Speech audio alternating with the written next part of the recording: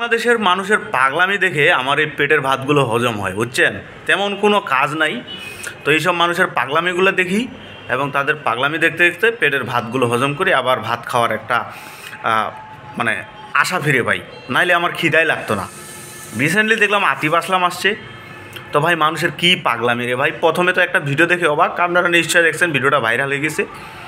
শ্বাস দেওয়া হচ্ছে একদম, মানে চুম্মি অবস্থা পার্কের ভিতর, পার্কের না, ওই যে গানের শোডাউনের ভিতর। এগুলো কী রে ভাই? এটা বাংলাদেশ, এটা কি পশ্চিমা কোনো দেশ পাইছেন আপনি ওপেনলি এসব করবেন?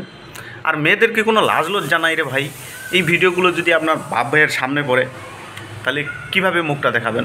বাপ ভাইয়ের কথা বাদ দিলাম, আপনি তো আমরা একটা মুসলিম কান্ট্রিতে বসবাস করি, এই সিনগুলো আমাদের সামনে কেন আসতেছে? আর আরেকজনকে দেখলাম স্টেজে গিয়ে জড়িয়ে ধরছে, তাকে ছাড়তেই চাচ্ছে না।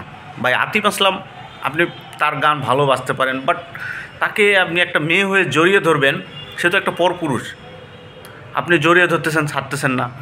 ভাই সামান্যতম যদি একটা লজ্জাবোধ, জ্ঞানবোধ আমাদের বাংলাদেশের মানুষের ভিতর থাকতো, এই ধরনের কেজি হইতো না।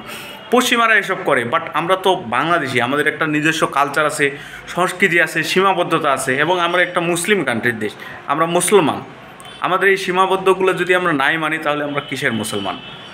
শুধু জাস্ট এটুকুই বলতে চাই, বাংলাদেশের মানুষ কখনোই ভালো হবে না, যতদিনে না ভালো হবে বাংলাদেশ এরকমই থাকবে।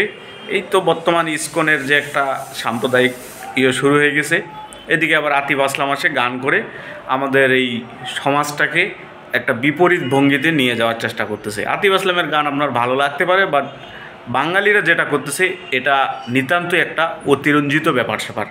আপনার কাছে ব্যাপারটা কী মনে হয়? আপনি কি আমার সাথে একমত? কমেন্টে জানাতে পারেন, দ্বিমত হলেও একমত হলেও। ভালো থাকবেন।